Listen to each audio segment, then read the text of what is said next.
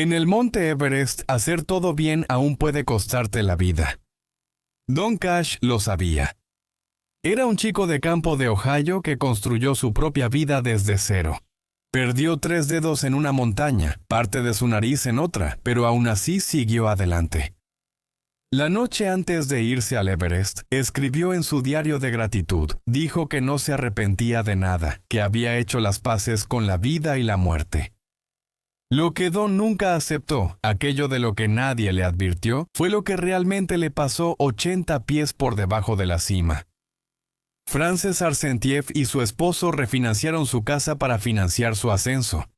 Ella estaba a horas de convertirse en la primera mujer estadounidense en llegar a la cima del Everest sin oxígeno suplementario. Cuando más necesitaba ayuda, otros alpinistas estaban justo a su lado. Ella vio cómo cada uno de ellos se alejaba. Y Kalpana Das pasó 18 años ganándose su lugar en esta montaña, entrenando en los escalones de un templo con 30 kilos en la espalda, porque no podía permitirse nada más. Antes de irse de casa, le hizo una promesa a su madre. La cumplió. Simplemente no volvió a casa de la manera en que pensaba hacerlo. 3 alpinistas, 3 historias. Una montaña que ya había decidido. Ya estaban muertos en el Everest. 23 de mayo de 2019, 27,000 pies, Monte Everest. Una alpinista intenta dar otro paso hacia abajo. Sus piernas no responden. El viento aúlla junto a su mascarilla a 40 millas por hora. Sus gafas se empañan con cada respiración dificultosa. Cada paso se siente como si avanzara entre concreto. Hace 3 horas estaba parada en la cima del mundo, con los brazos en alto en señal de triunfo, sonriendo para la cámara. Se suponía que la parte difícil ya había terminado. Ella llegó a la cima. Ella ganó. Entonces, ¿por qué su cuerpo se niega a moverse? Justo abajo, el rostro de su sherpa se retuerce con algo entre pánico y resignación, porque él ya sabe lo que ella no. Él lo sabía hace 18 horas cuando estaban subiendo por este mismo lugar, y le suplicó que regresara. Él ya sabía lo que su cerebro privado de oxígeno no podía procesar. Ella ha estado muerta por horas, solo que aún no lo sabe. Desde la promesa que le hizo a su madre hasta el mensaje que rompería el corazón de una nación. Esta es la historia de Kalpana Das. Bienvenidos a lo extremo. Si le hubieras dicho a Kalpana Das a los 30 años que algún día estaría en la cima del Monte Everest, probablemente se habría reído en tu cara, porque nada en su historia indicaba que fuera una alpinista de élite. Ella nació el 7 de julio de 1966 en un vecindario de Dhenkanal, Odisha, un pequeño pueblo en el este de la India, a unas 50 millas de la capital del estado. Dhenkanal es conocido por sus templos, sus colinas boscosas y su comercio de mármol. No es precisamente un semillero de alpinistas de clase mundial. Su padre no era rico, no tenía conexiones, pero amaba la naturaleza. Los fines de semana llevaba a la joven Kalpana a caminar por las colinas locales, incluyendo excursiones al Pico Kapilas, una montaña modesta con un templo en la cima que atraía a peregrinos, no a montañistas. Subían con calzado sencillo, sin equipo sofisticado, solo un padre y su hija caminando por los bosques. Su madre era el pilar emocional de la familia, tradicional y devota. El tipo de madre que quería que su hija tuviera estabilidad y seguridad. Y Kalpana le dio exactamente eso. Fue una buena estudiante y más tarde obtuvo su título en Derecho en 1991. Hacia los 25 años, Kalpana ya ejercía como abogada. Se casó con el doctor Sitakanta Das.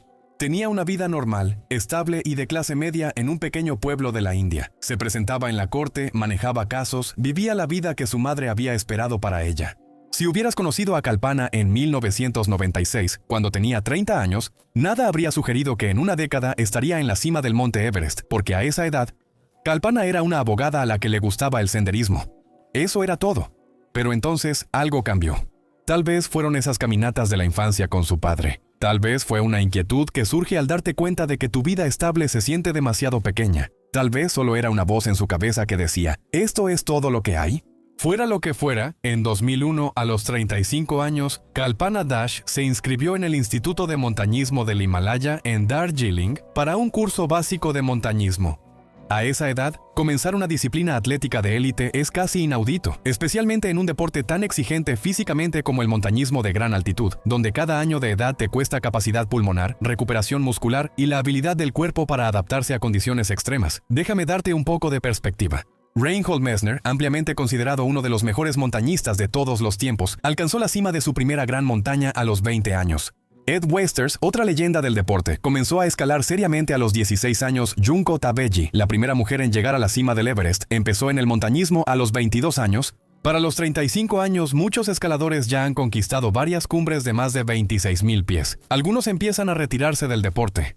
El pico físico del cuerpo para deportes de resistencia suele ser a finales de los 20 o principios de los 30 años. Después de eso, la recuperación se vuelve más lenta y las lesiones se acumulan. Pero Kalpana pasaría los siguientes 18 años demostrándose a sí misma que la edad es solo un número si estás dispuesto a sufrir y soportar el dolor más que los demás. En 2001 completó el curso básico de montañismo en el HMI de Darjeeling.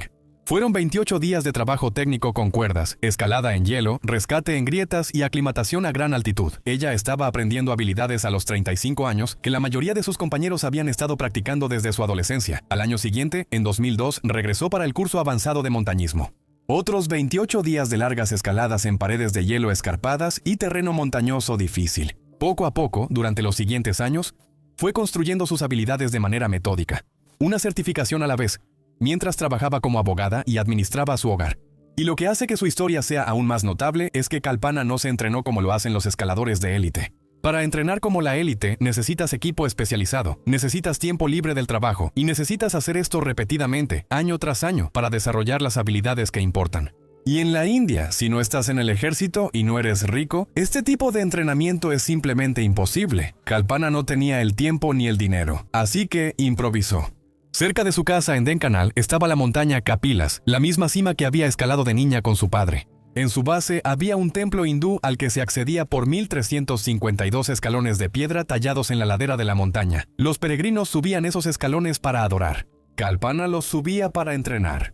Todos los días durante años, ella se ponía una mochila de 30 kilos en los hombros y subía esos 1,352 escalones. 5 veces subía, 5 veces bajaba. Eso es más de 13,000 escalones por sesión, sola durante años. La mayoría de la gente ni siquiera puede imaginar ese nivel de sufrimiento autoimpuesto, pero eso es lo que se necesita cuando empiezas a los 35 años sin dinero y sin un sistema de apoyo. Creas tu propia montaña porque no puedes costear el acceso a montañas de verdad.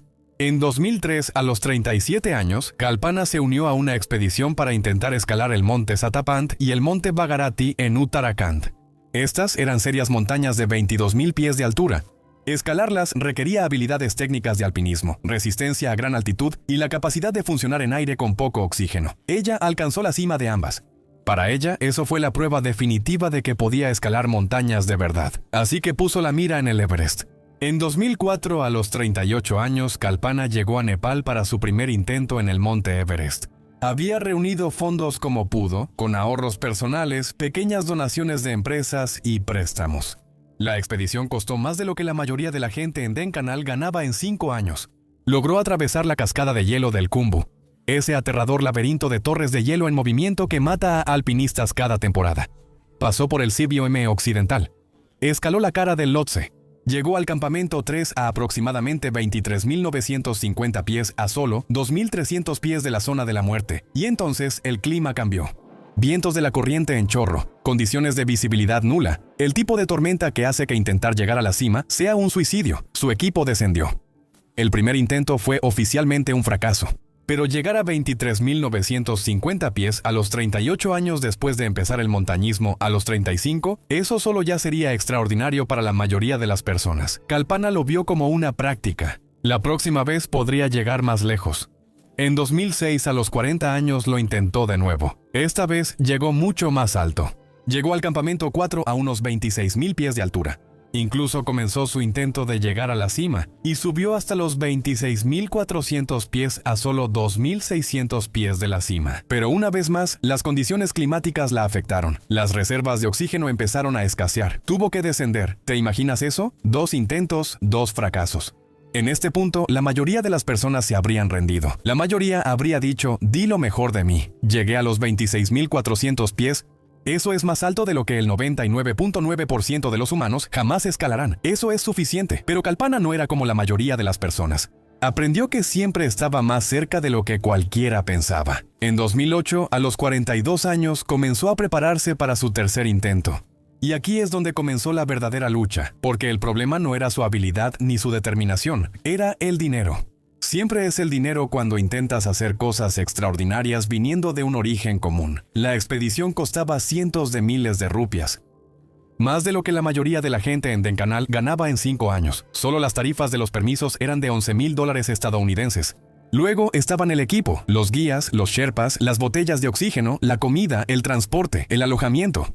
Ella escribió cartas al gobierno estatal de Odisha solicitando apoyo y la ignoraron. Solicitó subvenciones del Ministerio de Deportes, nada. Ella se acercó a la Autoridad Deportiva de la India y nada. Así que Kalpana fue directamente a las empresas. Ella reunió fondos, una donación corporativa a la vez, rogándole a cada empresa que creyera en ella cuando el gobierno no lo hacía. Según admitió ella misma, su situación financiera era muy débil y precaria. Estaba hipotecando su futuro por una montaña. Si fallaba una tercera vez, no tendría nada, ni patrocinadores, ni apoyo, solo deudas. Pero había algo más que la impulsaba, impulsándola más allá de la ambición personal. Más tarde diría: quiero demostrarle al mundo entero que las mujeres de Odisha no son menos capaces de enfrentar los desafíos de una aventura. Esto se trataba de representar a su estado, a su género, demostrar que una mujer de clase media de un pequeño pueblo podía estar donde solo las élites habían estado antes, y lo logró. El 21 de mayo de 2008, aproximadamente a las 11:30 am, hora de Nepal, Kalpana Dash alcanzó la cima del monte Everest por la ruta de la arista sureste, plantando la bandera de la India a 29,000 pies sobre el nivel del mar. Se convirtió en la primera persona de Odisha en estar en la cima del mundo. 7 años después de comenzar el montañismo, a los 35, 3 intentos, 2 fracasos, un triunfo, y apenas estaba comenzando. Esa cima no solo demostró que podía escalar el Everest, demostró que ignorar las dudas había funcionado y que los límites eran negociables.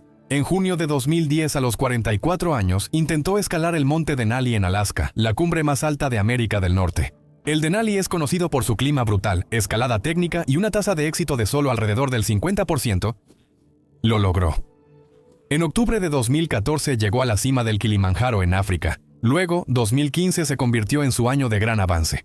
En enero llegó a la cima de la Aconcagua, el pico más alto de Sudamérica. En julio llegó a la cima del monte Elbrus en Rusia. Entre 2008 y 2016, Kalpana conquistó sistemáticamente algunas de las montañas más altas de la Tierra.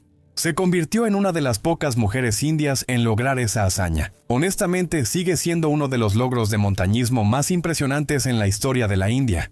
Para Kalpana, esto nunca se trató solo de un logro personal. Cada cima era una declaración, cada fotografía era un mensaje. Las mujeres de pequeños pueblos indios pueden lograr esto. La cultura odia merece reconocimiento. Empezar tarde no significa que no puedas terminar. Y en 2017 hizo algo que definió su legado más que cualquier cima. Donó todo su equipo de montañismo de su expedición al Everest en 2008 al Museo Estatal de Odisha. Su traje de escalada, su máscara de oxígeno, sus botas, sus piolets, todo lo que la había llevado a la cima del mundo. ¿Por qué? En sus propias palabras, para inspirar y motivar a niñas y mujeres a lograr cualquier cosa que se propongan. Para cuando llegó el 2019, ya había escalado algunas de las montañas más desafiantes del mundo. Y ese año, a los 52, Kalpana anunció que regresaría al Everest para hacer algo histórico. Ahora, quizá te preguntes, ¿por qué volver?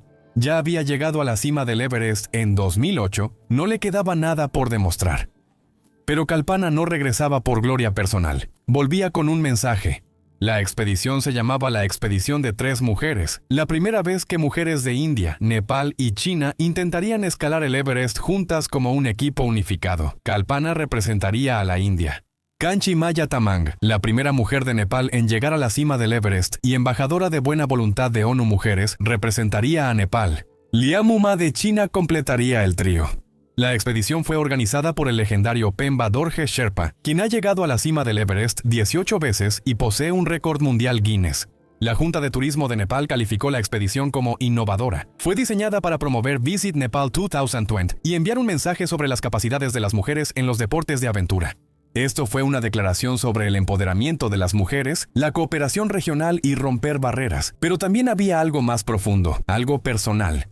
El Día de las Madres, el 12 de mayo de 2019, Kalpana publicó una fotografía en las redes sociales desde el campamento base del Everest a 17,500 pies de altura.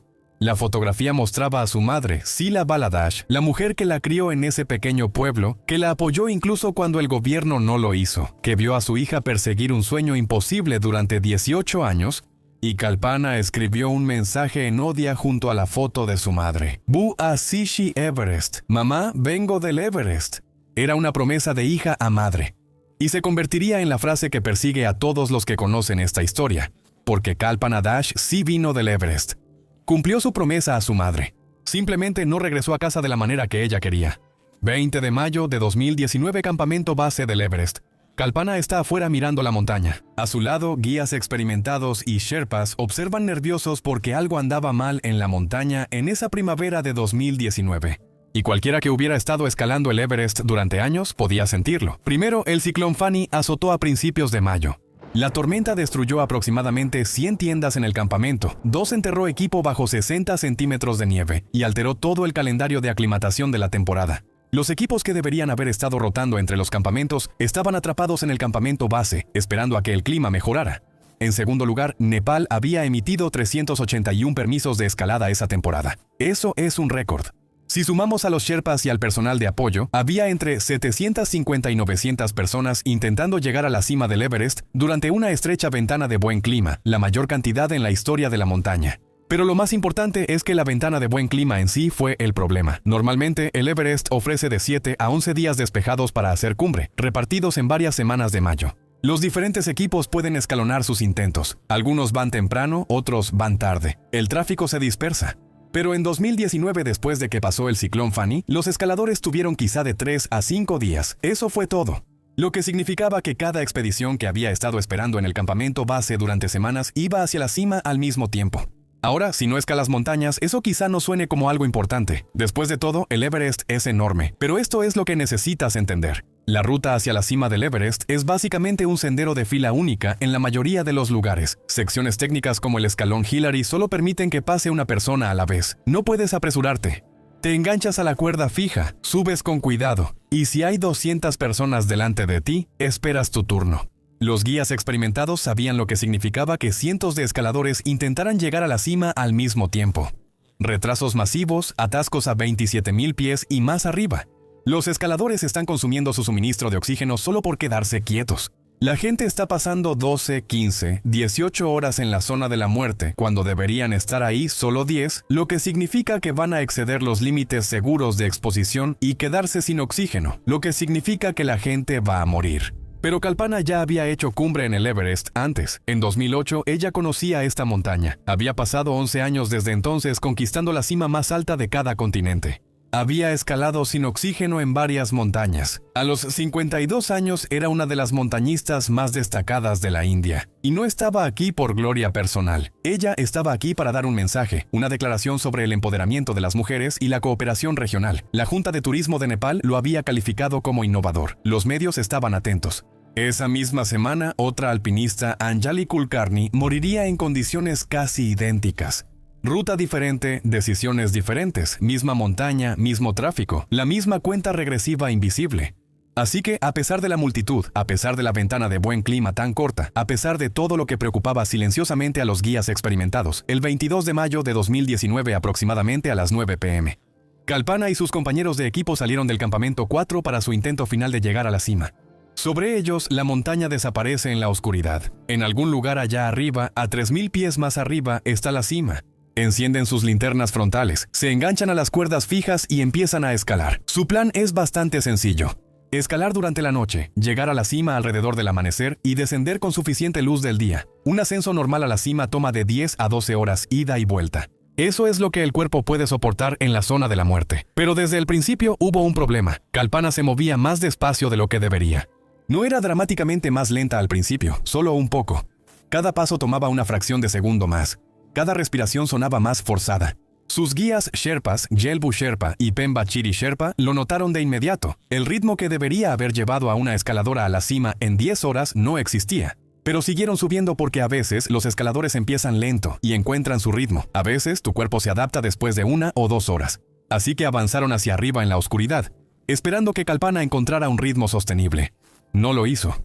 De hecho, para las 2:30 a.m., Alrededor de 27.500 pies en un lugar llamado el balcón, Kalpana se detiene y se recarga contra la roca. Su respiración es agitada, incluso en reposo. El balcón normalmente se alcanza entre 4 y 5 horas después de salir del campamento 4. En ese momento, ella había estado escalando durante aproximadamente 5 horas y media.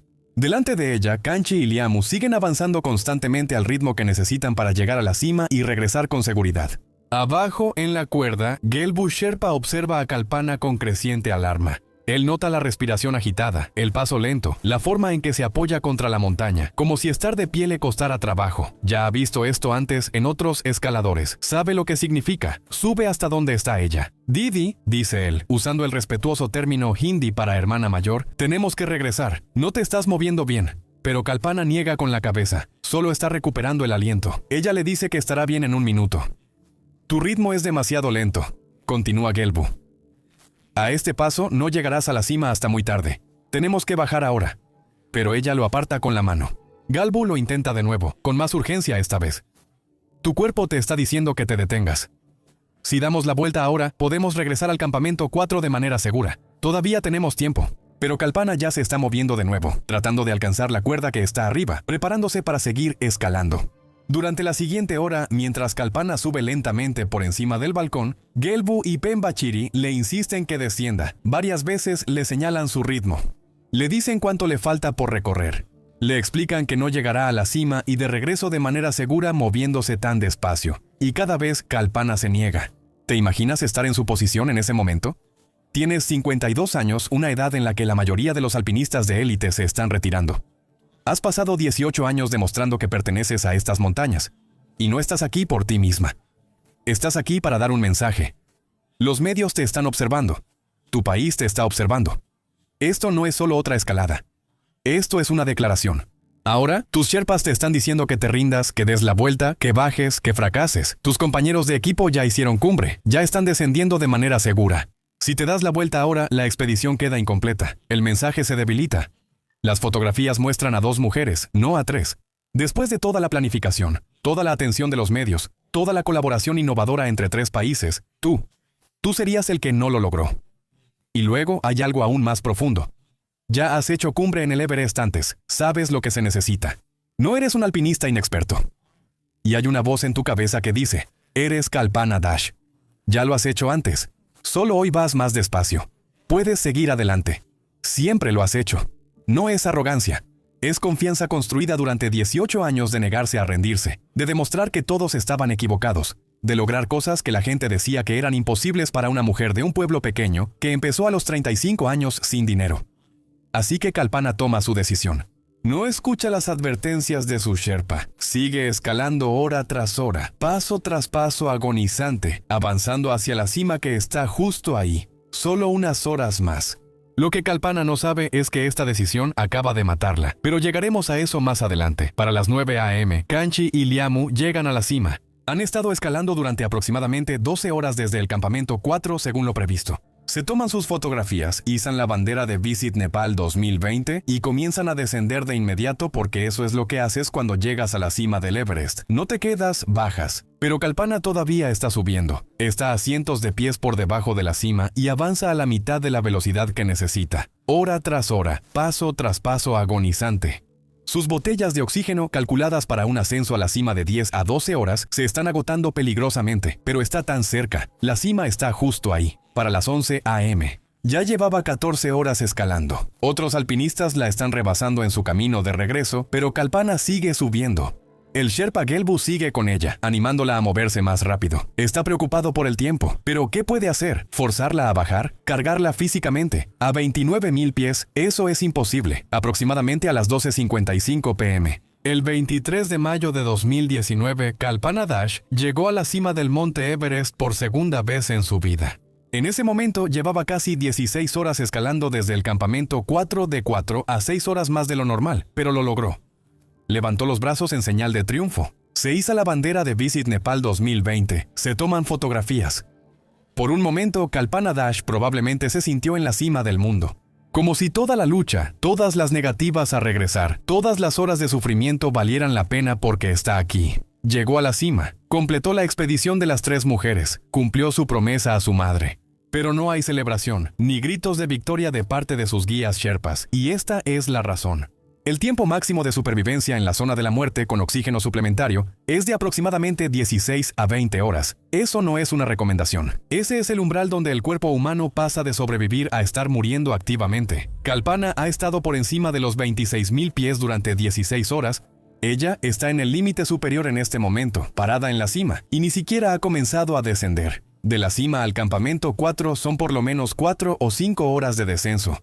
Si se está moviendo al mismo ritmo al que subió, podría tomarle 6 o 7 horas tal vez más. Lo que significa que para cuando llegue a un lugar seguro, habrá estado en la zona de la muerte durante 22 a 23 horas, de 3 a 7 horas más de lo que la mayoría de los montañistas considera seguro. Y hablando de oxígeno, sus tanques están casi vacíos. Ha estado escalando durante 16 horas. Esas botellas no duran para siempre. Cada uno contiene aproximadamente 4 horas de oxígeno a un flujo normal. Está usando su cuarta botella, quizá la última.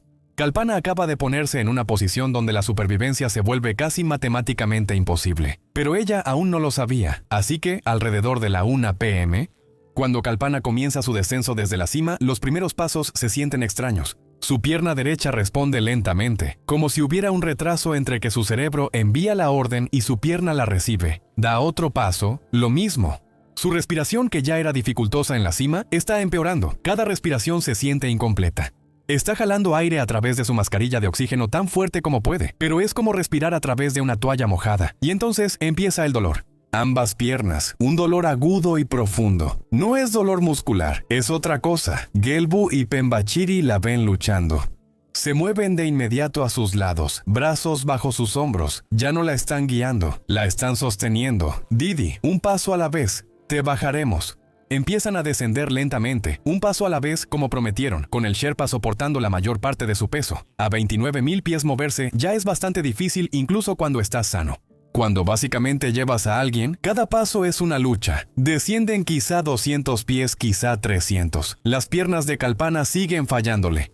Los Sherpas la atrapan, la levantan y siguen avanzando. Para las 2 p.m. ya habían descendido quizá 600 pies.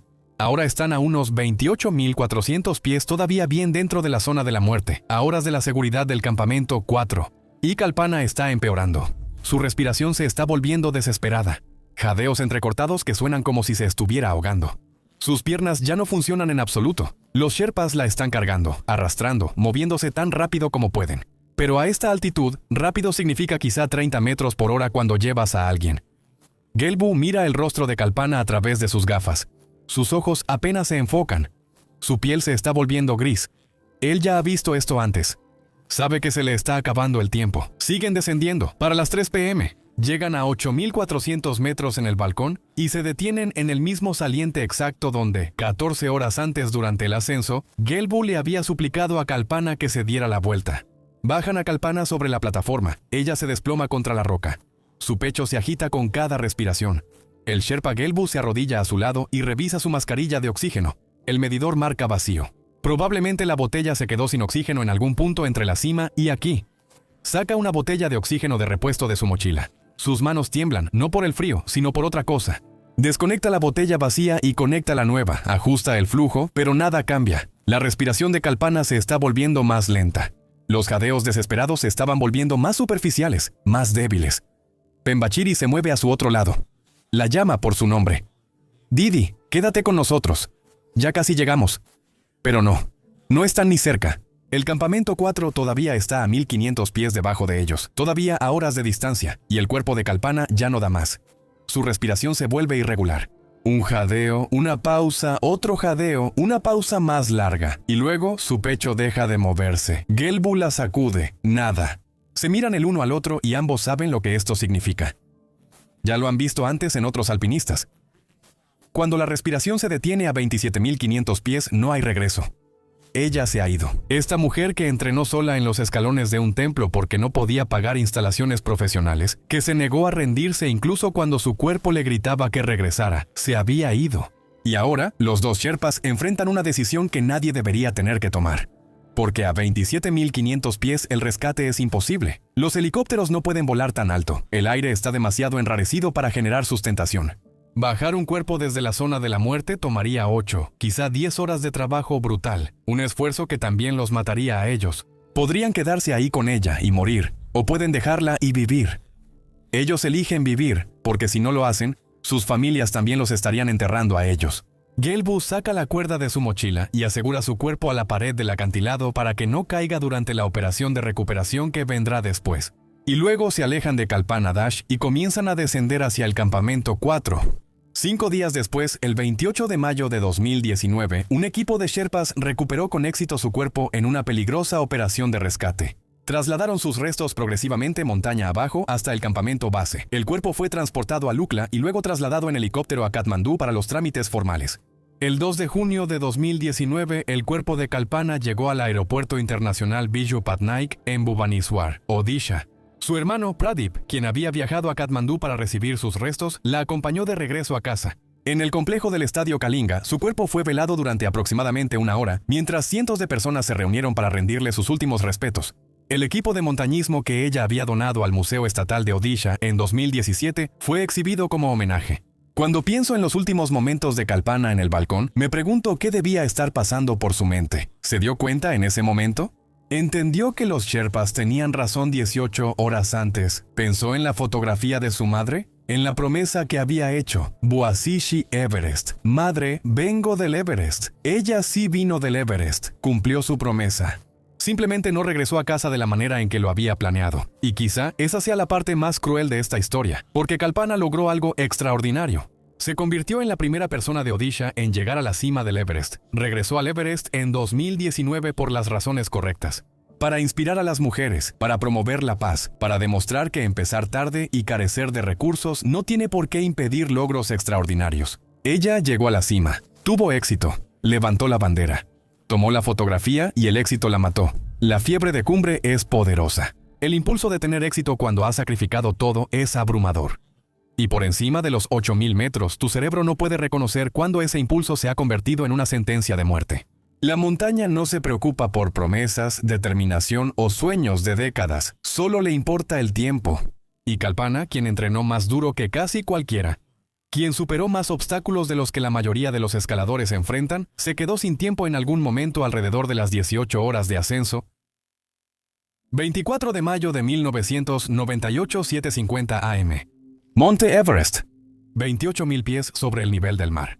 Ella no puede moverse. Sus piernas se doblan.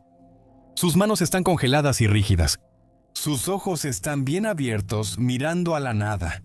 Y todo lo que puede susurrar una y otra vez es: no me dejes. Soy estadounidense. ¿Por qué me estás haciendo esto? Los escaladores están justo ahí. Ella puede verlos, escucharlos. La están mirando a ella, se miran entre ellos y luego se alejan caminando. Ella los observa irse. Días antes de este desgarrador momento, una palabra selló su destino. Esta alpinista ya está muerta y ella lo sabe. Frances Arsentiev y su esposo Sergei tomaron una decisión meses antes de poner un pie en el Everest en 1998. Ellos escalarían la montaña sin oxígeno suplementario juntos, como verdaderos compañeros en igualdad de condiciones. Frances se convertiría en la primera mujer estadounidense en llegar a la cima del Everest sin oxígeno embotellado, y Sergei la guiaría hasta allí. Ese era el sueño. En teoría, este era un plan sólido. Sergei Arsentiev, el esposo, fue uno de los mejores alpinistas soviéticos del siglo XX. Antes de convertirse en alpinista, él era ingeniero eléctrico y diseñaba sistemas de estabilización de satélites para la inteligencia rusa.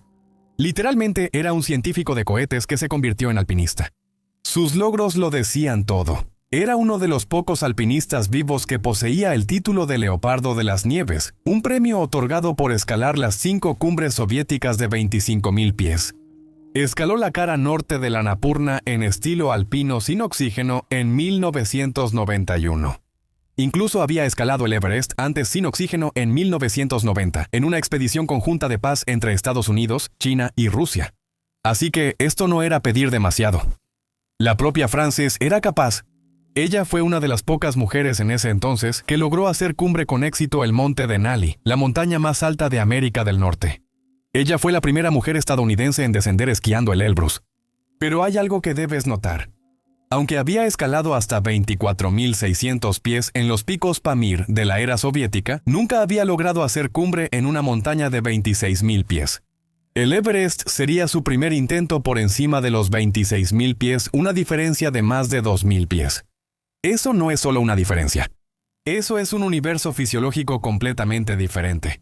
Pero confiaron en el plan, y en la primavera de 1998, Francis y Sergei llegaron al campamento base del Everest con un solo pensamiento en mente: hacer historia. Su ruta de ascenso era sencilla. Planeaban atacar el Everest desde el lado norte por la arista noreste con un equipo de expedición ruso compuesto por 5 miembros. Como otros alpinistas en el campamento base esa temporada, se tomaron su tiempo para prepararse, porque no puedes simplemente llegar a la base del Everest y escalar directo hasta la cima. Tu cuerpo se apagaría y morirías. Así que los alpinistas pasan semanas subiendo y bajando la montaña por etapas, permitiendo que sus cuerpos se adapten poco a poco al aire enrarecido. Este proceso se llama aclimatación e implica subir gradualmente la montaña y descansar en ciertos campamentos mientras tu cuerpo aprende poco a poco a funcionar con menos oxígeno.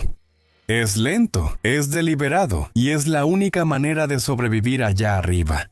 El 19 de mayo, Francis y Sergei llegaron al campamento 6 a unos 26.000 pies de altura. Ahora estaban en lo que los alpinistas llaman la zona de la muerte, donde no hay suficiente oxígeno en el aire para mantener la vida humana por periodos prolongados. Tu cuerpo empieza a morir. Cada hora que pasas aquí significa que tus músculos se descomponen, tus órganos luchan y tu cerebro se va quedando sin oxígeno poco a poco. Pero todo iba según lo planeado. Desde el campamento 6 harían su último intento hacia la cima. Su primer intento de llegar a la cima fue al día siguiente, el 20 de mayo, y fue aquí donde las cosas empezaron a salir mal. El plan era salir del campamento 6 a la 1 a.m., en completa oscuridad, usando linternas frontales para iluminar el camino. Comenzar a mitad de la noche significaba que llegarías a la cima alrededor del mediodía, cuando hace más calor, y tendrías mucha luz de día para bajar de manera segura. Elegir bien el momento lo es todo en el Everest. Pero cuando Francis y Sergei se despertaron a la 1 a.m. para empezar a escalar, las baterías de sus linternas frontales estaban descargadas. El frío extremo a 26.900 pies las había agotado. Sin linternas frontales, no podían avanzar con seguridad por el terreno técnico del Everest en la oscuridad. Así que tuvieron que esperar hasta que saliera el sol a las 6:30 a.m.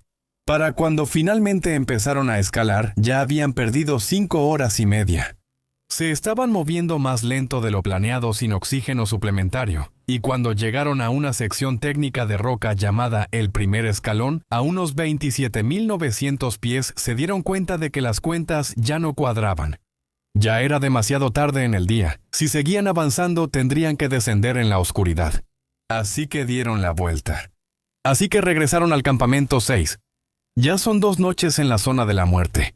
Cuando Sergei llegó a las tiendas, fue a la tienda de un compañero escalador y miembro del equipo en el campamento base llamado Anatoly Moshnikov y le explicó lo que había sucedido. Anatoly escuchó. Luego hizo algo que reveló lo preocupado que estaba. Le dio a Sergei una batería de repuesto y se ofreció a escalar con ellos en su próximo intento. Pero Sergei dijo, gracias, pero no, estarían bien. Intentarían de nuevo mañana. Y el 21 de mayo lo intentaron de nuevo. Pero esta vez sus cuerpos ya mostraban el desgaste de escalar el Everest sin oxígeno extra.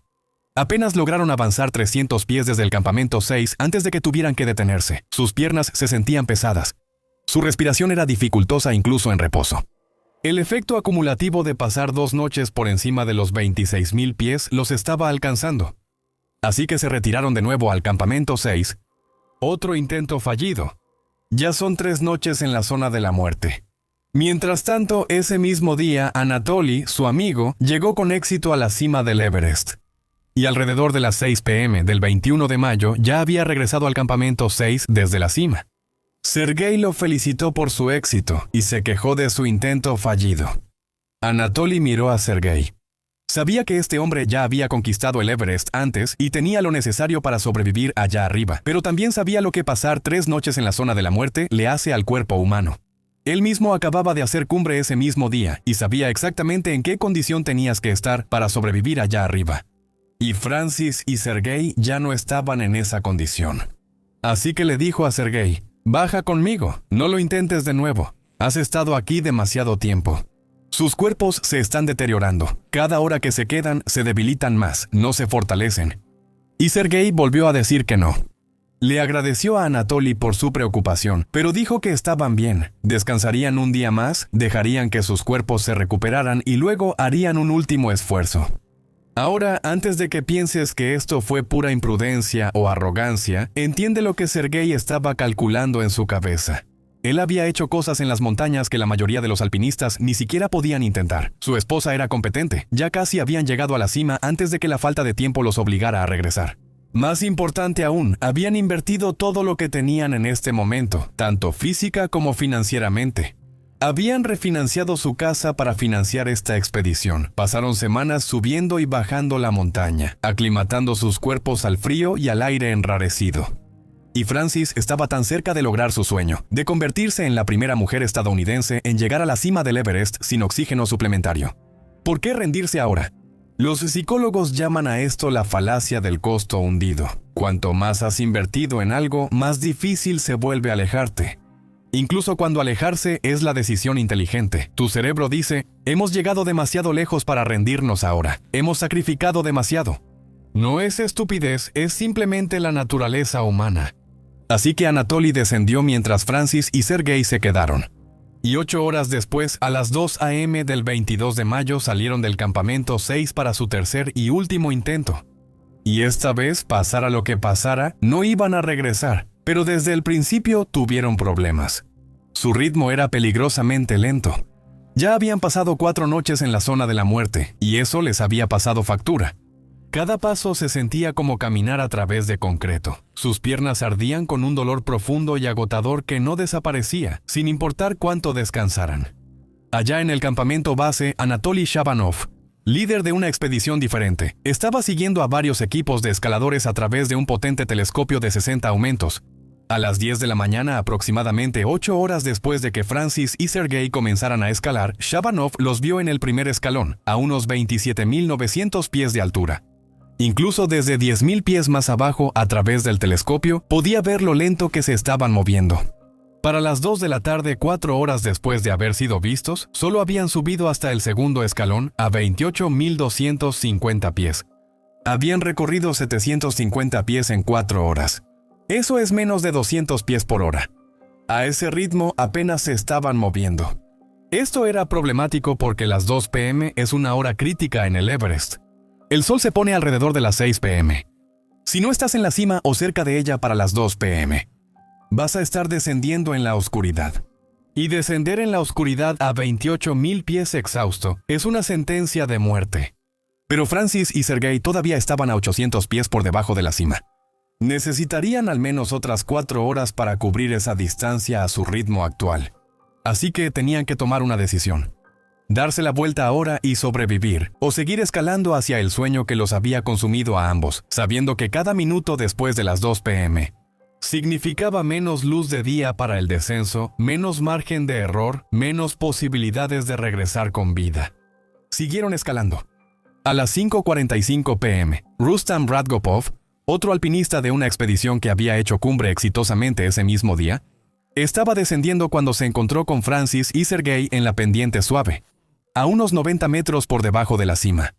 Rustam estaba exhausto. Había estado escalando desde antes del amanecer, y lo único que quería ahora era llegar a un lugar seguro antes de que su propio cuerpo colapsara. Pero cuando vio a Francis y Sergei, lo que vio lo hizo detenerse. Francis, según sus informes, se movía con una lentitud agonizante. Ella se sentaba con frecuencia y luchaba con cada paso.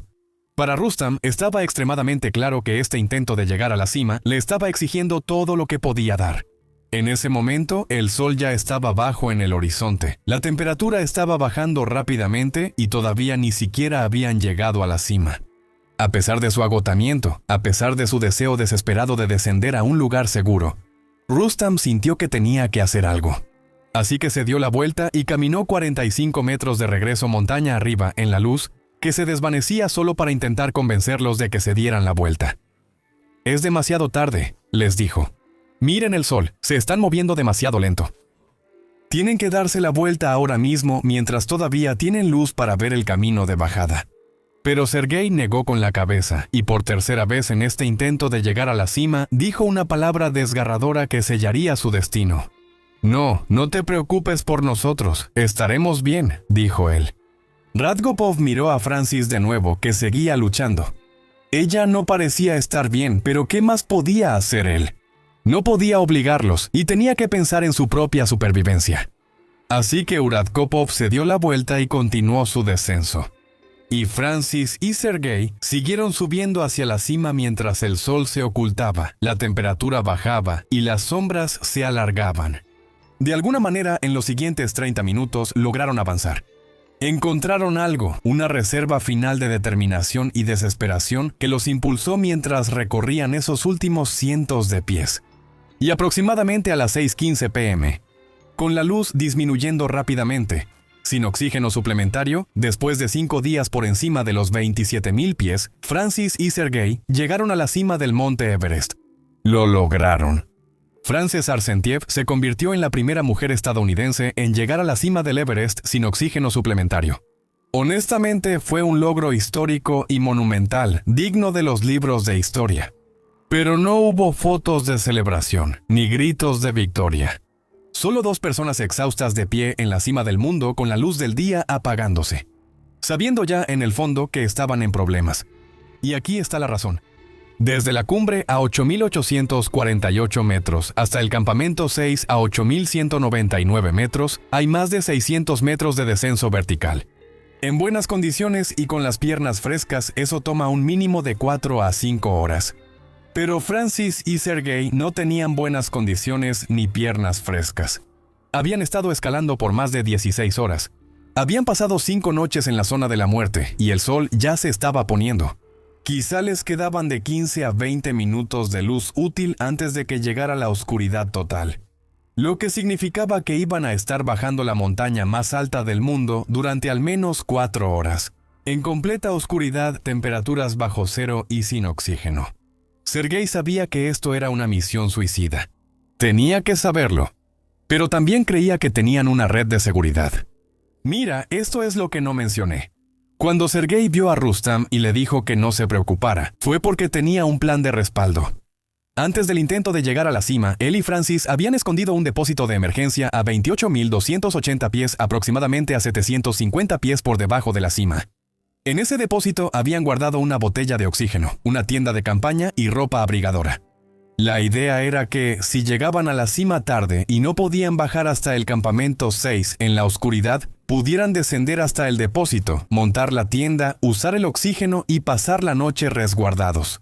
Luego, por la mañana, con luz de día y oxígeno fresco, bajarían los 1,400 pies restantes hasta el campamento 6. Ahora no era lo ideal. Pasar una noche a 28,280 pies, incluso en una tienda de campaña, sería brutal, pero era posible sobrevivir. La tienda los protegería del viento, el oxígeno les ayudaría a pensar con claridad, y en la mañana podrían ver la ruta. Lo que Sergei no sabía, lo que no podía saber, era que Radgopov ya había pasado por su depósito en su camino de bajada. Y cuando Radgopov lo revisó, vio que la botella de oxígeno estaba ahí, pero la tienda con la que contaban para resguardarse durante la noche a 28,280 pies no estaba ahí. De hecho, estaba a 3,000 pies más abajo, a 25,260 pies. Nunca había estado en el depósito. Entonces, ¿por qué Sergei pensó que estaba ahí? Ahora es donde tenemos que ser muy cuidadosos, porque lo que estoy a punto de decirte no es un testimonio confirmado de testigos presenciales, sino lo que los expertos en montañismo han reconstruido a partir de la evidencia. Y la evidencia cuenta una historia muy específica. Estos son los hechos. Sergei le dijo a Radgopov que tenían una tienda de campaña en el depósito. Cuando Radgopov revisó el depósito, no había ninguna tienda de campaña. Y como Francis y Sergei estaban escalando sin el apoyo de Sherpas, ellos eran los únicos responsables de subir ellos mismos su propio equipo por la montaña. Nadie más pudo haber puesto esa tienda de campaña en el escondite, solo ellos. A partir de esos hechos, la conclusión lógica es que Francis y Sergei simplemente no lograron llevar su tienda de emergencia lo suficientemente alto. ¿Pero por qué? Hay 2 teorías principales. La primera es el agotamiento físico. Después de 4 noches en la zona de la muerte sin oxígeno suplementario, sus cuerpos se estaban consumiendo a sí mismos. Llevar entre 10 y 15 libras extra de peso de la tienda hasta los 28,280 pies puede haber estado simplemente más allá de lo que sus cuerpos deteriorados podían soportar. Puede que hayan tenido la intención de moverla más arriba en uno de sus intentos de rotación anteriores y simplemente no pudieron hacerlo. La segunda teoría es más inquietante. A alturas extremas, el cerebro humano funciona mal de maneras específicas y documentadas. Una de esas maneras es confundir la intención con la realidad. Sergei pudo haber creído sinceramente que la tienda estaba en el depósito porque su cerebro, privado de oxígeno, confundió el plan de mover la tienda con el recuerdo de que ya la habían movido. A 28,000 pies, ese tipo de fallo cognitivo no es debilidad, es biología. No sabemos cuál de estas es cierta. Puede que nunca lo sepamos. Lo que sí sabemos es esto. Francis y Sergei descendían con confianza hacia una red de seguridad que no existía. Llegaron a su depósito de suministros a aproximadamente 28,280 pies poco después de las 7:30 p.m. en completa oscuridad. Encontraron la botella de oxígeno, encontraron la mochila casi vacía y confirmaron lo que Ragapov ya había visto. No había tienda de campaña. Así que tenían que elegir. Intentar descender otros 900 metros verticales hasta donde realmente estaba la tienda en completa oscuridad o esperar al amanecer y tener una oportunidad de sobrevivir. Descender 900 metros en esas condiciones era un suicidio. Ellos lo sabían. Así que se quedaron y pasaron la noche al aire libre a 8,620 metros sin refugio, solo con la botella de oxígeno del depósito y la ropa que llevaban puesta. Piensa en estar de pie o sentado durante 10 a 12 horas expuesto a casi 8,630 metros en temperaturas que matarían a la mayoría de las personas en una fracción de ese tiempo. Tu cuerpo se apaga por etapas. Tu ritmo cardíaco se desacelera, tu respiración se vuelve superficial, tu cerebro, privado de oxígeno y calor, comienza a fallar. Tu cuerpo no fue diseñado para sobrevivir a eso. Pero de alguna manera, contra todo pronóstico, tanto Francis como Sergei lograron sobrevivir hasta la mañana.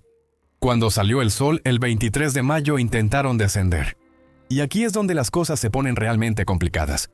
En algún momento de esa mañana, Francis y Sergei se separaron. No sabemos por qué.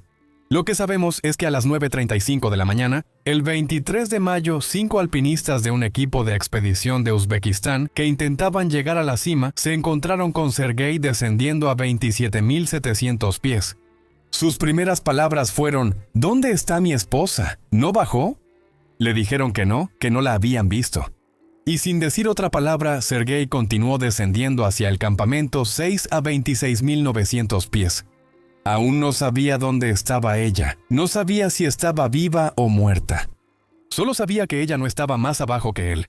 Una hora después, a las 10:40 a.m., la expedición de Uzbekistán llegó al primer escalón a aproximadamente 27,900 pies. Y ahí encontraron algo extraño. Vieron a una mujer recargada sola contra una roca.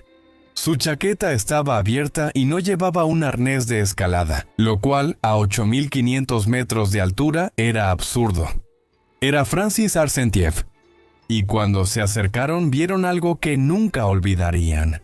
Los ojos de Francis estaban abiertos, pero no se enfocaban en nada. Sus pupilas estaban simplemente dilatadas, enormes círculos negros que no respondían a la luz. Eso es una señal de una lesión cerebral grave. Sus dedos estaban completamente congelados después de pasar la noche a la intemperie a 28,280 pies de altura. El tejido de sus manos se había cristalizado. Sus pies estaban igual. El informe de la expedición uzbeca los describe como fuera de servicio. Esa es una forma educada de decir que fueron destruidos. Ella no podía caminar, ella no podía ponerse de pie. Ni siquiera podía soportar peso sobre ellos. Cuando los alpinistas intentaron ponerle una mascarilla de oxígeno en la cara, no podía mantenerla puesta. Sus manos congeladas y torpes la manipularon torpemente y se la quitaron. Así es como se ve el edema cerebral de gran altitud en sus etapas avanzadas después de 30 horas a la intemperie a casi 28,000 pies de altura. Su cerebro se estaba hinchando dentro de su cráneo por la falta de oxígeno. La hinchazón estaba destruyendo su control motor, su capacidad para coordinar los movimientos de sus manos y piernas. Pero aún no había perdido la conciencia. Ella estaba consciente. Podía ver a la gente, podía escuchar voces, simplemente no podía hacer que su cuerpo hiciera lo que necesitaba que hiciera. Ella estaba, en todos los sentidos importantes, ya muerta. Su cuerpo simplemente no se había dado cuenta todavía. Los alpinistas uzbecos se comunicaron por radio con el campamento base y consultaron con los médicos de la expedición. Le dieron medicamentos, le proporcionaron oxígeno suplementario a 4 litros por minuto. Le masajearon las piernas y las manos, intentando desesperadamente restaurar la circulación en sus extremidades congeladas. Nada. Ella no mostraba señales de mejoría. Tuvieron que tomar una decisión. Recuerda, ellos mismos estaban intentando llegar a la cima. Habían estado escalando desde antes del amanecer, y tal vez solo les quedaban unas pocas horas de energía para llegar a la cima y bajar con seguridad. Así que dividieron su equipo. 3 alpinistas continuaron hacia la cima, mientras que 2 se quedaron con Francis. Durante las siguientes horas, esos 2 alpinistas intentaron todo lo que se les ocurrió, pero uno por uno, eventualmente tuvieron que tomar la misma decisión imposible. Tenían que considerar su propia supervivencia. Su propio oxígeno se estaba acabando. Sus propios cuerpos se estaban debilitando. Así que aseguraron a Francis a las cuerdas fijas en la montaña. Se aseguraron de que el oxígeno estuviera fluyendo hacia su máscara, y luego la dejaron y partieron hacia la cima.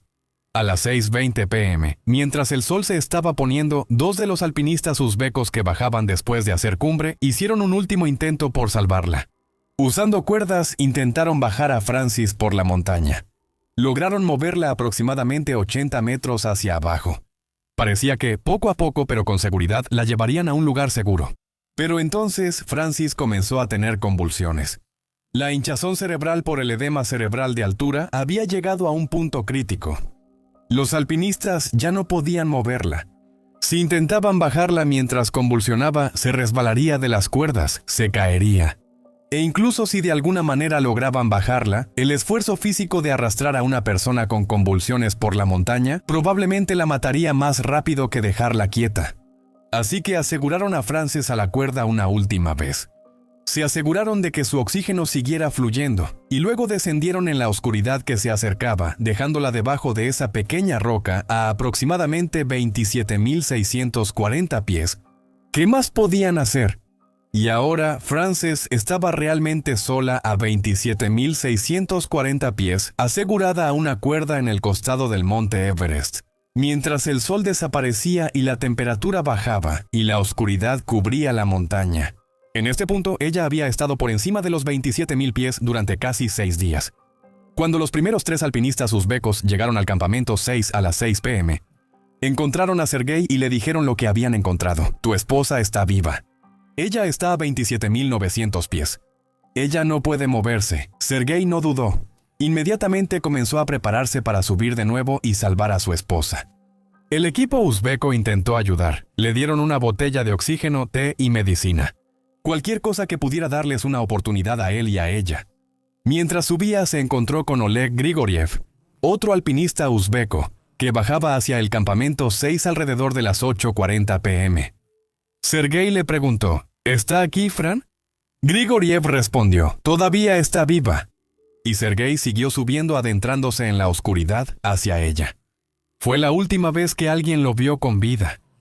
Lo que sucedió durante la noche del 23 de mayo de 1998 también es un misterio. No tenemos testigos, solo pruebas encontradas después que cuentan una historia parcial. Lo que sabemos es que Sergei alcanzó a Francis.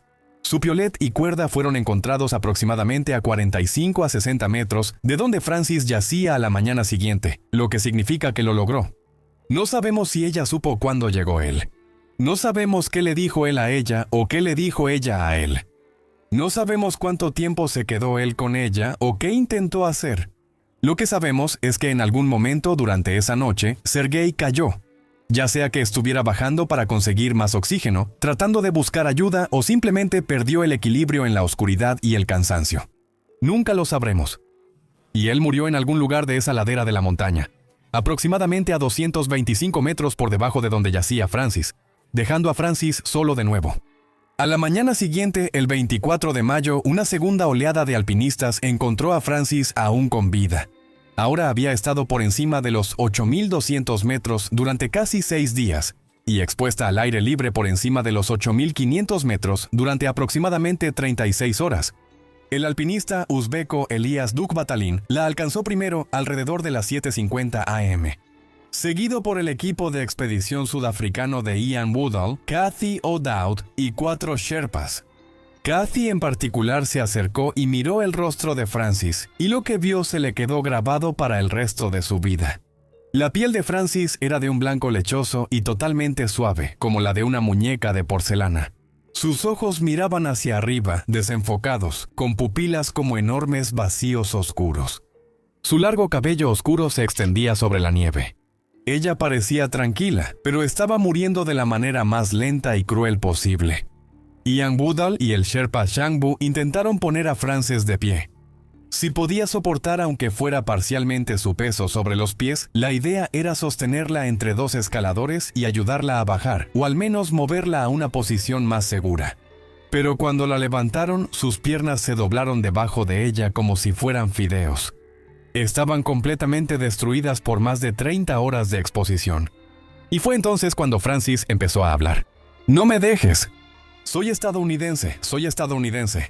¿Por qué me estás haciendo esto?» Luego volvió al principio. «No me dejes. Soy estadounidense. ¿Por qué me estás haciendo esto?»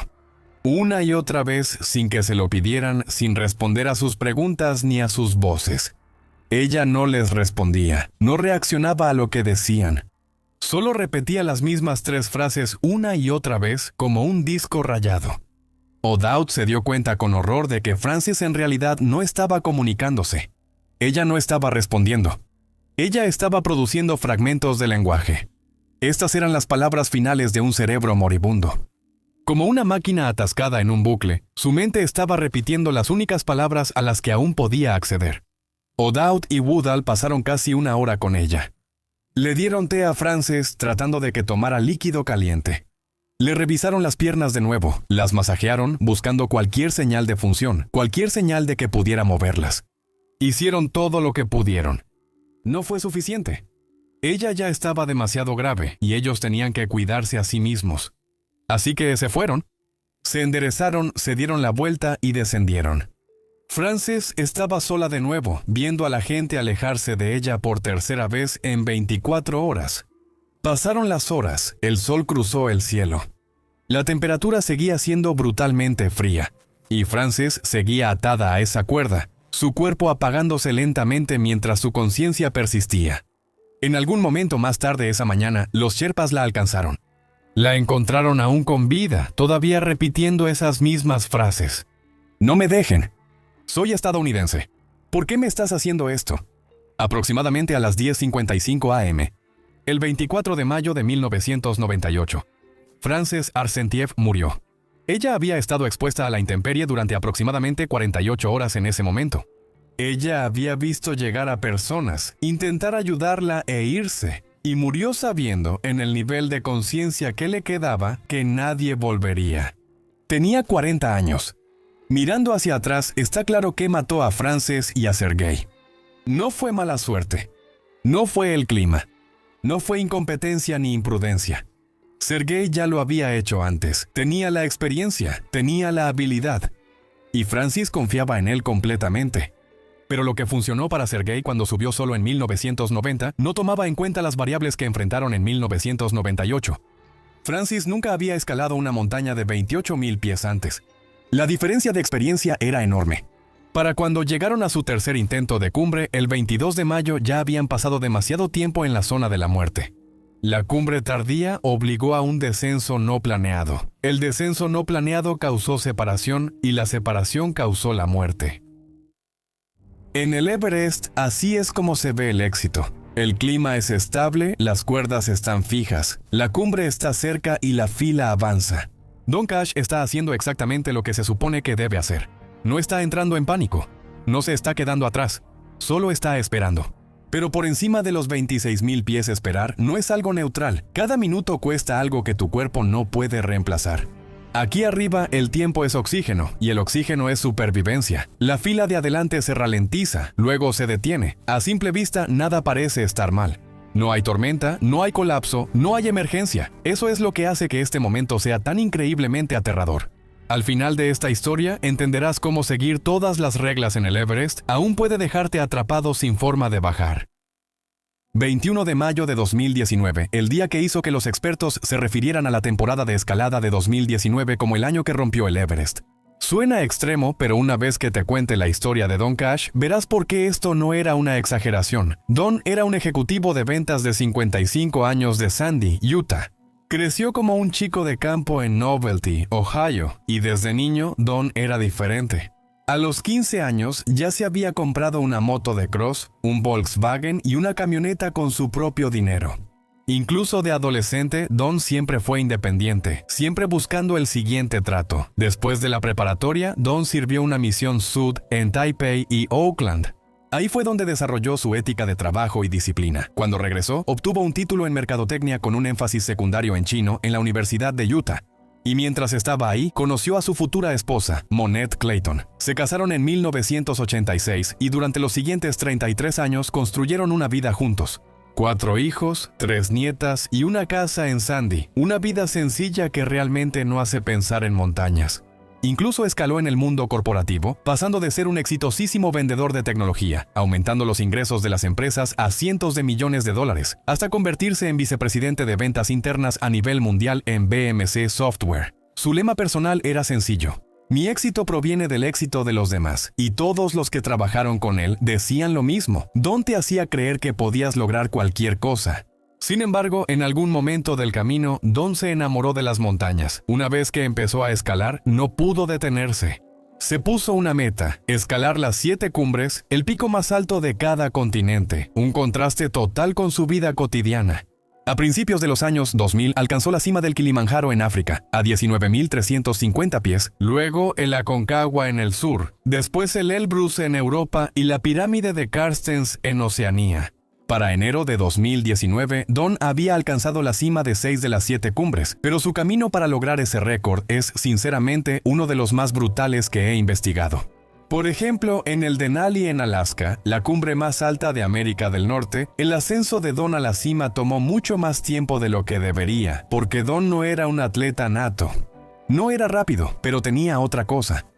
Su hijo Tanner describiría más tarde el estilo de escalada de su papá de esta manera: no es un tipo rápido, pero nunca se detiene. Trabaja muy duro. Y en el Denali, esa determinación lo llevó a la cima. Pero también lo mantuvo ahí arriba demasiado tiempo. Para cuando empezó a descender, el daño ya estaba hecho. La congelación había afectado 3 dedos de su mano derecha. Los doctores después tuvieron que amputarlos. La mayoría de las personas tomarían eso como una señal de la montaña y lo reconsiderarían. Tal vez buscarían un pasatiempo más seguro, pero Don no. Se mandó a hacer prótesis de reemplazo y las usaba colgadas en una cadena alrededor de su cuello como tema de conversación. Convirtió su amputación en una broma como prueba de que nada podía detenerlo. Después de perder los dedos, les decía a las personas: al menos llegué a la cima. En enero de 2019, solo 4 meses antes del Everest, Don escaló su 6ª cumbre, el Monte Vinson en la Antártida. Con 16.050 pies es la cima más alta del continente y una de las montañas más remotas de la Tierra. Un alpinista llamado Peter Lowry de Colorado estaba en esa expedición. Él y Don compartieron una tienda de campaña durante la escalada y en el Vinson volvió a suceder. Esta vez la congelación atacó la nariz de Don. Peter observó cómo el tejido empezaba a morir. Más tarde dijo que Don básicamente se despidió de su nariz y siguió escalando de todos modos. El patrón era claro. Don se exigía más allá de sus límites. Su cuerpo pagaría el precio y Don lo ignoraría y seguiría adelante. Para él esto no era imprudencia. Esto era lo que se necesitaba. Cuando la gente le preguntaba si tenía un instinto suicida, él respondía con convicción: en realidad es lo contrario. Tengo ganas de vivir. Quiero vivir mi vida lo más plenamente posible. Y a veces eso incluye un riesgo calculado. La vida es corta, sin arrepentimientos. Para cuando Don regresó de Vinson a finales de enero de 2019, le faltaba una parte de la nariz, pero había completado su 6ª cumbre. Le quedaba una montaña, el Everest. Esta era la cima final, la culminación de todo por lo que había trabajado, y Don estaba decidido a terminar lo que había empezado. Así que en enero de 2019, Don hizo algo extraordinario. Renunció a su trabajo como vicepresidente en BMC Software. Después de 25 años de ascender en el mundo corporativo, se alejó para escalar la montaña más alta de la Tierra. Incluso anunció un permiso sabático de 5 meses en LinkedIn y puso como su nuevo título: montañista ejecutivo en jefe. Su plan era sencillo: Vinson en enero, Everest en abril y mayo, luego regresar en junio y comenzar el siguiente capítulo de su carrera. Don pensó que su plan era infalible. No tenía idea de lo que el sistema le tenía preparado, un pequeño desvío en medio de este caos. Para entender lo que le pasó a Don, necesitas entender lo que estaba sucediendo en el Everest en 2019, porque esta no fue solo otra temporada de escalada. Esto fue lo que los expertos ahora llaman el año en que el Everest se rompió. Primero, simplemente había demasiada gente. Nepal había emitido un récord de 381 permisos de escalada para extranjeros esa primavera. Cada permiso cuesta $11,000. Esos son $4.2 millones que entran al gobierno nepalí solo por las tarifas de los permisos. Ahora, podrías estar pensando, está bien, pero seguramente tienen estándares, ¿verdad? Seguramente necesitas demostrar que estás calificado para escalar la montaña más alta de la Tierra. Esto es lo que necesitabas para obtener un permiso en 2019. $11,000 y una nota del doctor diciendo que estabas sano. Eso es todo. No hay prueba de que hayas escalado una montaña antes, ni requisito de que hayas hecho cumbre en nada. Todo lo que necesitabas era que un doctor firmara un papel diciendo que no ibas a tener un ataque al corazón. Y el dinero, por supuesto. Así que tenías a 381 personas con permisos, más todos sus sherpas y guías. Esos son miles de personas en la montaña. Pero se pone peor porque a principios de mayo, un ciclón inesperado azotó el Himalaya. Y lo que eso significó fue que los equipos responsables de colocar las cuerdas en la montaña se retrasaron. Las expediciones que estaban listas para salir tuvieron que esperar. Todos se quedaron atascados en el campamento base, observando el clima, gastando tiempo, dinero y oxígeno. Cuando la tormenta finalmente pasó y las condiciones mejoraron, los pronósticos del clima mostraron algo preocupante. Solo habría 5 días en los que los vientos serían lo suficientemente calmados como para intentar llegar a la cima de manera segura. Para comparar, en 2018 hubo 11 días consecutivos de buen clima, y aún así hubo incidentes. En una temporada normal, las expediciones pueden distribuirse. Algunos equipos van temprano, otros equipos van tarde. Todos tienen su oportunidad sin aglomeraciones, pero en 2019 todos tuvieron que ir al mismo tiempo. Y eso fue un gran problema porque escalar el monte Everest no es como escalar una montaña normal en la que simplemente puedes caminar hasta la cima. La ruta hacia arriba es básicamente un sendero por el que se avanza en fila india en la mayoría de los lugares. Hay secciones donde solo una persona puede pasar a la vez. Te enganchas a cuerdas fijas y esperas tu turno. En un año normal, esto era básicamente una molestia menor. Tal vez 50 o 60 personas intentan llegar a la cima en un día de buen clima. Esperas un poco, avanzas, esperas, avanzas. Es lento, pero se avanza. Pero en 2019 había más de 320 alpinistas intentando llegar a la cima durante ese mismo periodo tan corto. Fue la tormenta perfecta, pero Don no lo sabía. Él creía que estaba en buenas manos, y esa creencia le costaría la vida. Entonces, ¿qué hacía que Don estuviera tan confiado? ¿Qué lo hacía creer que el sistema lo protegería? La respuesta es simple. Había hecho su tarea. Había contratado profesionales. Había seguido las reglas. Esta no era la primera vez de Don en el Himalaya. En 2009, 10 años antes de su intento al Everest, Don llevó a su esposa y a sus 4 hijos al campamento base del Everest. Juntos recorrieron 17,000 pies para poder ver la montaña, para poder entender lo que Don intentaría algún día. Leían libros sobre el Everest juntos, veían documentales. Su familia conocía los riesgos, o al menos eso creían. Para esta expedición al Everest, Don contrató a Pioneer Adventure, una compañía nepalí con años de experiencia en la montaña. No era el servicio más exclusivo disponible, pero tampoco era el más barato. Pagó alrededor de $35,000 por la escalada. Sus guías eran Lakpa Nurbu Sherpa y Pasang Tenzing Sherpa. Ambos eran escaladores experimentados y profesionales que ya habían hecho cumbre en el Everest varias veces. La noche antes de partir hacia Nepal a principios de 2019, Don escribió una última entrada en su diario de gratitud. Escribió: «Hoy estoy agradecido por mi familia. Por si acaso esta es mi última entrada de gratitud, porque algo malo pasó en el Everest. Quiero que todos sepan cuánto amo a mi esposa, a mis hijos y a toda mi familia y amigos. Tuve una gran vida, Dios me bendijo. No tengo arrepentimientos, los veré pronto a todos». Don había hecho las paces con la posibilidad de morir en el Everest. Entendía los riesgos, avalanchas, grietas, tormentas, la zona de la muerte. Pero lo que estaba a punto de sucederle a Don era algo que nadie podría haber imaginado jamás. 21 de mayo de 2019 por la tarde, Campamento 4 en el Collado Sur, a 26,000 pies sobre el nivel del mar. Don estaba afuera de su tienda, revisando su equipo una última vez. Máscara de oxígeno, lámpara frontal, baterías extra. A su alrededor, otros escaladores hacían lo mismo. El aire era muy escaso allá arriba. Cada respiración se sentía superficial, incompleta. Esta era la suya. Su ascenso final a la cima para completar una búsqueda de 10 años. Don miró hacia la montaña, y lo que vio debería haberle dado tranquilidad. 150 linternas frontales serpenteaban por la montaña en la oscuridad, apiladas una sobre otra como una línea brillante que desaparecía en el cielo negro. Todas esas personas, todos esos equipos, todos esos guías. No estaba solo, se sentía seguro, organizado. Después de las 6 p.m., Don se conectó a su oxígeno, ajustó su mochila y comenzó a escalar con sus guías, Lakpa Nurbu y Pasang Tenjing. El ascenso final hacia la cima había comenzado. El plan era sencillo: escalar durante la noche, llegar a la cima al amanecer y descender con suficiente luz del día. Un ascenso normal a la cima toma de 8 a 10 horas ida y vuelta. Eso es lo que el cuerpo puede soportar en la zona de la muerte. Don se movió exactamente como dijo su hijo Tanner, lento y constante, pero sin detenerse nunca, un pie delante del otro, avanzando hacia arriba en la oscuridad. Pero mientras subía, empezó a encontrarse con algo que lo empeoró todo. Esa fila que vio antes del ascenso final era un atasco. En las secciones técnicas donde los escaladores tenían que engancharse a las cuerdas fijas y avanzar de uno en uno, la gente estaba esperando, simplemente de pie ahí. A 27,000 pies, a 28,000 pies, esperando su turno para avanzar, mientras su oxígeno se agotaba. Allá arriba, el oxígeno es tiempo. En el escalón Hillary, una pared de roca casi vertical de 80 pies justo debajo de la cima, era aún peor. Esta sección estrecha solo podía permitir el paso de un escalador a la vez. Los escaladores que subían tenían que esperar a los que bajaban. Los escaladores que bajaban tenían que esperar a los que subían. Las demoras se extendieron hasta 2 horas, a veces más, y mientras Don esperaba, el sol seguía saliendo. El cielo pasó de negro a azul profundo, luego a naranja y finalmente a la luz del día. Para cuando la fila finalmente comenzó a moverse de nuevo, habían pasado horas.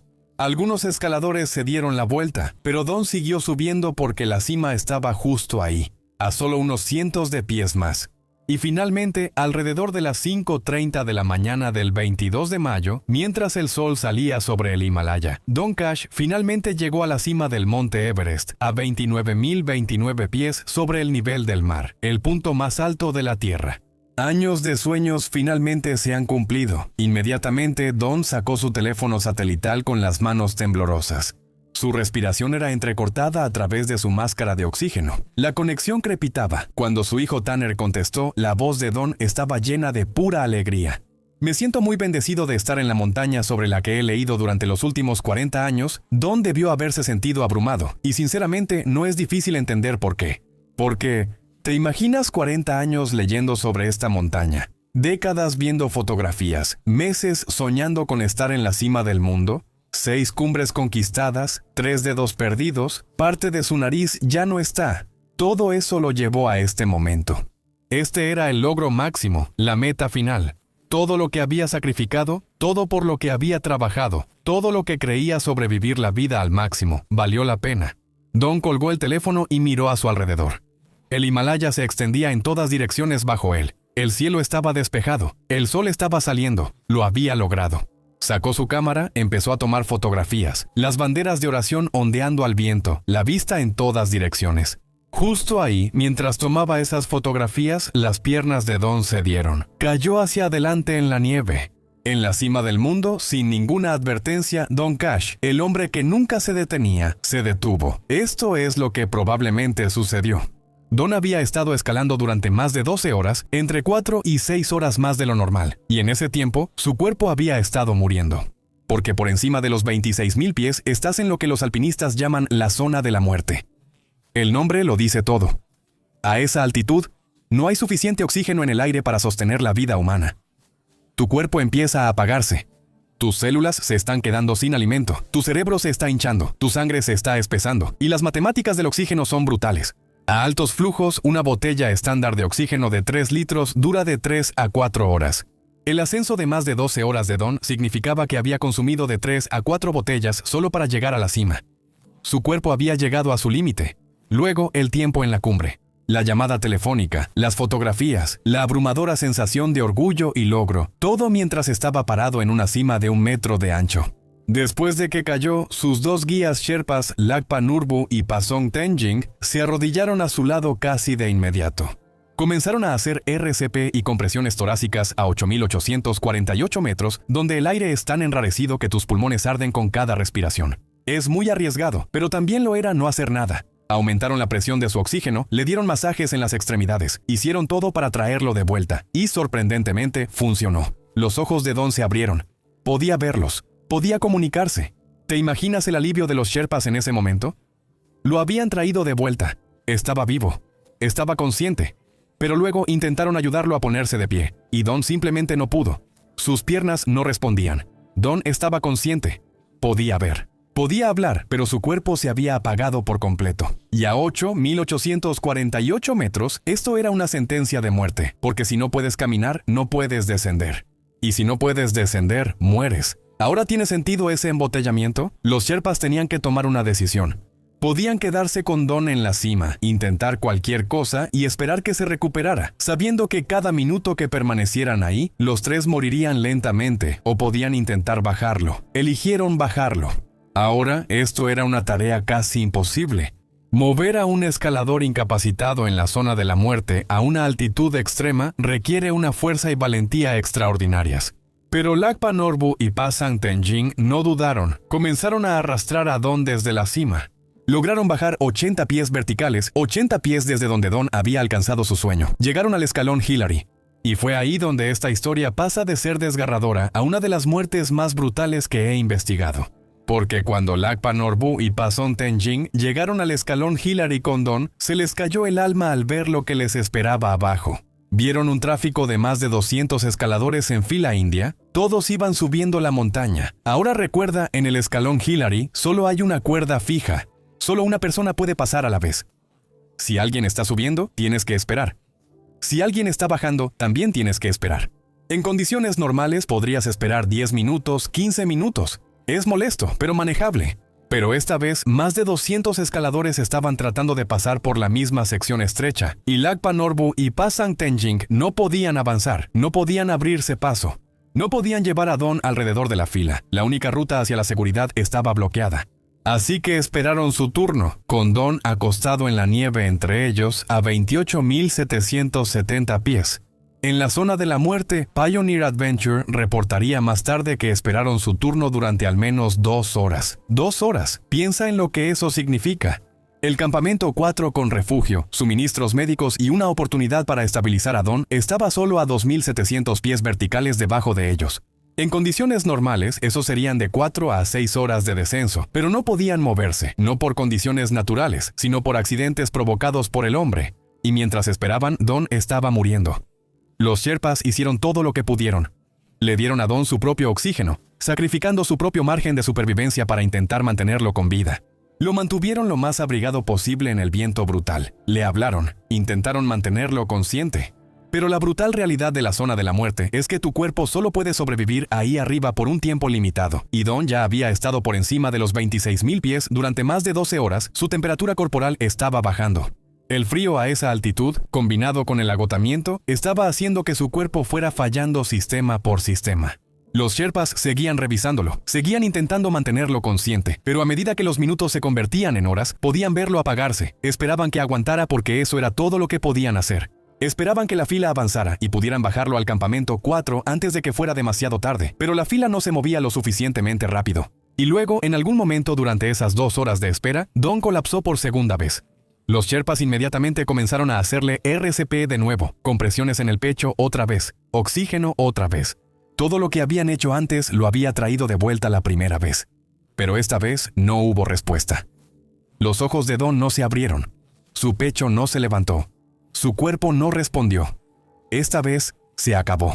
Donald Lynn Cash murió en el escalón Hillary, a 80 pies de donde había cumplido su sueño de 40 años a 2.700 pies por encima de la zona segura. No murió por una avalancha, ni por una caída, ni por una tormenta, ni por ninguno de los riesgos para los que se había preparado y con los que había hecho las paces. Murió en un embotellamiento en el monte Everest, esperando en la fila mientras su cuerpo se apagaba, mientras 2 Sherpas que habían arriesgado sus propias vidas tratando de salvarlo, lo observaban impotentes. El sistema que había tomado sus $35,000 y le había otorgado un permiso no pudo bajarlo con vida. Lo triste es que Don no fue el único que murió esa temporada. La temporada de primavera de 2019 mató a 11 alpinistas en el Everest. 4 eran ciudadanos indios, 2 irlandeses, 2 estadounidenses, incluyendo a Don, 1 británico, 1 austriaco y 1 nepalí. Y estas muertes tenían algo preocupante en común. La mayoría murió por agotamiento, por quedar atrapados en embotellamientos, por quedarse sin oxígeno mientras esperaban en la fila. Pero hay un detalle inquietante sobre la muerte de Don. ¿Recuerdas a Peter Lowry, el alpinista que compartió una tienda con Don en el monte Vinson y lo vio despedirse de su nariz por la congelación 4 meses antes? Peter llegó a la cima del Everest el 23 de mayo, un día después de que Don muriera. Y en su ascenso, pasó junto al cuerpo de Don, que aún estaba en su brillante traje de plumas, con las botas medio cubiertas de nieve, con menos de 24 horas de haber muerto. Peter les dijo a los reporteros: «Pensé que vería cuerpos de hace 5, 10, 20 años, no de esta temporada. No me preparé mentalmente para ver personas que habían muerto hace menos de 24 horas. 4 meses antes, habían compartido una tienda, compartido historias, compartido el sueño». Ahora, Peter estaba pasando por encima de su cuerpo, camino a la cima. Eso es en lo que se había convertido el Everest. Entonces, ¿cómo sucedió esto? ¿Cómo es que una montaña que ha sido escalada miles de veces se convierte en una trampa mortal? La respuesta no es la montaña, son las cuestiones económicas. El Ministerio de Turismo de Nepal no mide el éxito por cuántos escaladores regresan con vida. Ellos no llevan ese registro, pero sí llevan el de los ingresos. El turismo representa aproximadamente el 7% de todo el PIB de Nepal. Esos son entre 40,000 y 50,000 trabajadores temporales cuya subsistencia depende del Everest. El gobierno nepalí obtuvo $4.2 millones en permisos en 2019, pero eso es solo el comienzo. Los escaladores gastan dinero en guías, equipo, porteadores, comida y alojamiento. El impacto económico total asciende a cientos de millones de dólares. Así que cuando la gente pregunta por qué Nepal no aplica requisitos más estrictos, la respuesta es simple: no pueden permitírselo. Cada restricción que agregan les cuesta dinero. Cada escalador que rechazan es un ingreso perdido. Y para un país donde el ingreso anual promedio es de alrededor de $100, esa no es una decisión que puedan tomar fácilmente. Este problema se muestra en cómo Nepal hace cumplir sus regulaciones, o más bien, cómo no lo hace. Después de las muertes de 2019, Nepal anunció nuevas reglas. Los escaladores tendrían que demostrar que alcanzaron la cima de montañas de más de 18,000 pies. Las compañías de guías tendrían que tener 3 años de experiencia organizando expediciones de gran altitud. Sonaba impresionante, serio, como si Nepal finalmente estuviera tomando la seguridad en serio. Pero algunos expertos lo llamaron teatro regulatorio, propuestas diseñadas para parecer acciones sin realmente cambiar nada. Tenían razón. La prohibición de escalar en solitario se introdujo en 2017, luego se reintrodujo en 2019, después otra vez en 2023 y nuevamente en 2025. Nunca se aplicó. Los requisitos de experiencia se propusieron varias veces, pero nunca se aplicaron. El patrón es claro. Cada pocos años ocurre una tragedia, luego indignación, después promesas y luego todo sigue igual, hasta que hay más muertos. La temporada 2020 se canceló por el COVID-19. Cuando la escalada se reanudó en 2021, Nepal emitió más de 400 permisos. Para 2023 emitieron un récord de 478 permisos. Entre 17 y 18 personas murieron esa temporada, más que en 2019. El sistema que mató a Don Cash sigue funcionando exactamente de la misma manera. El cuerpo de Don sigue en lo alto del Everest. Recuperarlo costaría entre 40 y 70 mil dólares. También requiere que 10 Sherpas arriesguen sus propias vidas. Su familia decidió no intentarlo. Según el obituario de Don, él había pedido que su cuerpo permaneciera en la montaña. La familia nunca demandó a Pioneer Adventure ni culpó públicamente a los guías. El hermano de Don envió un mensaje a Nepal. Por favor, díganle a Norbo y Tenzing que nuestra familia les agradece profundamente su esfuerzo heroico por salvar a Don. La nobleza de la familia es hermoso, pero esto es lo que su nobleza no puede cambiar. Don aceptó la posibilidad de morir en el Everest. Lo escribió en su diario. Él entendía los riesgos, avalanchas, grietas, tormentas, pero no aceptó la idea de morir haciendo fila. Él no se preparó para un sistema que valoraba los ingresos por encima de las vidas. No calculó el riesgo de que 200 personas bloquearan su única ruta hacia la seguridad. Don vivió plenamente. Él logró su sueño y estuvo en la cima del mundo. Pero a 24 metros de esa cima, un embotellamiento lo mató. Y 5 años después, esa fila sigue ahí. Gracias por ver y nos vemos en el próximo. Sé valiente y vive con valentía.